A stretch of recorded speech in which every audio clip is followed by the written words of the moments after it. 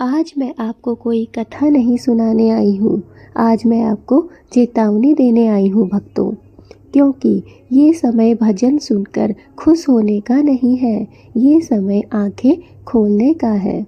अगर अब भी इंसान नहीं संभला तो आने वाले समय में बहुत कुछ उसका छिन सकता है। लोग समझ रहे हैं ये जागरण का समय है। आज हर जगह भजन, कथा, प्रवचन, शॉर्ट्स और रील्स। लोग सोचते हैं भगवान का नाम चल रहा है मतलब सब ठीक है, लेकिन शास्त्र कहते हैं जब अधिक नाम लिया जाने लगे तो समझ लो वो नाम डर से लिया जा रहा है, ना कि श्रद्धा से। ईश्वर जब चेतावनी देते हैं तो ऐसे संकेत भेजते हैं। नंबर 1, बार बार डर लगना, मन अशांत रहना, बिना कारण के घबराहट, रात को नींद टूटना, मन में अजीब सा भय, ये ईश्वर का अलार्म है। अगर आपके साथ भी ऐसा हो रहा है कि बार बार आप नींद से उठ रहे हैं, आपका मन अशांत और बेचैन हो रहा है, बार बार आपको डर लग रहा है, तो समझ जाइए कि ईश्वर आपको अलर्ट कर रहे हैं, ईश्वर आपको जगा रहे हैं। यह कोई बिना मतलब की घबराहट नहीं है। अगर आपकी नींद बिना वजह टूट रही है, मन में अजीब सा भय उठता है, तो यह भगवान का संकेत है, भगवान की चेतावनी है। नंबर 2, रिश्तों में अचानक कड़वाहट। जहाँ पर प्रेम होना चाहिए वहाँ पर अहंकार बैठ गया है दोस्तों। ये चेतावनी है कि धर्म घर से निकल रहा है, चाहे धीरे धीरे ही सही, लेकिन यह निकलता जा रहा है, क्योंकि आजकल रिश्तों में प्रेम की जगह कड़वाहट आ गई है, क्योंकि प्रेम की जगह अहंकार ने ले ली है। इसलिए जहाँ पर अहंकार आ जाता है वहाँ पर प्रेम कभी नहीं रह पाता है। नंबर 3, धन आते ही रुक जाना। कमाई तो खूब है लेकिन हमें चैन नहीं है, क्योंकि लक्ष्मी वहाँ नहीं रुकती जहाँ अधर्म को सामान्य समझ लिया गया हो। जी हाँ दोस्तों, अगर आप लक्ष्मी को रोकना चाहते हैं तो कर्म कीजिए और लक्ष्मी को इज्जत दीजिए। अगर आप ऐसे ही अधर्म के कार्यों पर खर्च करेंगे तो लक्ष्मी कभी भी नहीं रुक पाएगी। नंबर 4, बच्चों का माता पिता की बात न सुनना। शास्त्र कहते हैं जब इन संतानों में संस्कार गिरते हैं तो समझ लो समाज पतन की ओर बढ़ रहा है। ये 4 कारण ऐसे हैं दोस्तों जिनसे साफ पता चलता है कि अब हमारा विनाश काल प्रारंभ हो चुका है। ये कोई जागरण का समय नहीं है, यह हमें संकेत है, ईश्वर का संकेत है। अगर हमें बार बार डर लग रहा है, मन अशांत हो रहा है, रिश्तों में अचानक से कड़वाहट बढ़ रही है, धन आता है लेकिन रुकता नहीं है, बच्चों को माता पिता की बात सुनना पसंद नहीं है, तो समझ लीजिए हम पतन की ओर बढ़ रहे हैं।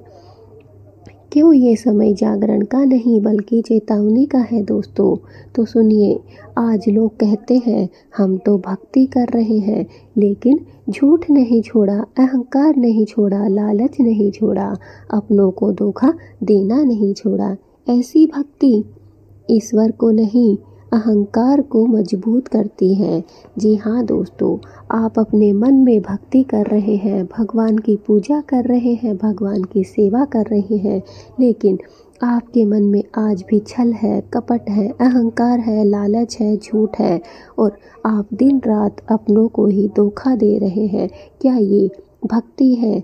आप खुद सोचिए, अपने मन से सोचिए कि क्या सच में इसे भक्ति कहा जाएगा, इसे समाज सेवा कहा जाएगा, इसे ईश्वर की पूजा कहा जाएगा? नहीं दोस्तों, ऐसी भक्ति ईश्वर को पसंद नहीं है। इससे आप ईश्वर को नहीं बल्कि अहंकार को मजबूती कर दे रहे हैं, अहंकार को बढ़ावा दे रहे हैं।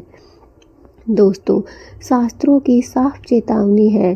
श्रीमद् भागवत गीता में कहा गया है जब अधर्म बढ़ता है तो ईश्वर अवतार लेते हैं, लेकिन उससे पहले चेतावनी देते हैं। जो नहीं समझते उन्हें परिणाम समझना पड़ता है। हाँ दोस्तों, भगवान साफ कहते हैं, श्रीमद् भागवत गीता में भी साफ कहा गया है, हर एक शास्त्र में साफ चेतावनी दी गई है कि जब भी अधर्म बढ़ता है तब ईश्वर का जन्म होता है। ईश्वर अवतार लेकर इस धरती पर आते हैं, लेकिन उससे पहले हमें ईश्वर संकेत देते हैं, चेतावनी देते हैं। जो इस चेतावनी को समझ जाता है उसका उद्धार हो जाता है, लेकिन जो इस चेतावनी को नहीं समझ पाता है उसे परिणाम खुद ब खुद समझा देता है। भक्तों, अभी भी समय है, ये 3 काम कर लीजिए। जी हाँ दोस्तों, रोज़ सोने से पहले 1 मिनट आत्मचिंतन अवश्य कीजिए। आपके पास में समय नहीं है, आप बहुत बिजी लाइफ जी रहे हैं, लेकिन 1 मिनट बस स्वयं के लिए निकालिए। जब भी आप सोने जा रहे हैं 1 मिनट अपने आप से बात कीजिए, आत्मचिंतन कीजिए। माता पिता का अपमान बंद कर दीजिए। चाहे आपके माता पिता कितने ही बुजुर्ग क्यों ना हो, कितने ही जवान क्यों ना हो, कितने ही कुछ भी कार्य के लायक नहीं हो, लेकिन आज से ही उनका अपमान बंद कर दीजिए। किसी एक गलत आदत को आज ही छोड़ दो। जब भी आप सोने जाएं, रात को सोने से पहले बस हमेशा एक गलत आदत को छोड़ दीजिए। यही सच्चा जागरण है भक्तों। ईश्वर हमें यही संदेश देना चाहता है। अगर आपने इन तीनों बातों पर अमल किया तो समझ जाइए आपका पतन नहीं हो सकता है। मैं डराने नहीं आई थी दोस्तों, मैं तो आपको जगाने आई थी, क्योंकि जब चेतावनी को नज़रअंदाज कर दिया जाता है तो फिर पछतावे के समय भी नहीं मिलता है दोस्तों। भगवान हमें चेतावनी देता है, लेकिन अगर हम उस चेतावनी को ही नज़रअंदाज कर देते हैं, उस चेतावनी को ही देखना बंद कर देते हैं, तो दोस्तों हमें उसके बाद परिणाम यह होता है कि पछतावे का भी समय नहीं मिल पाता है।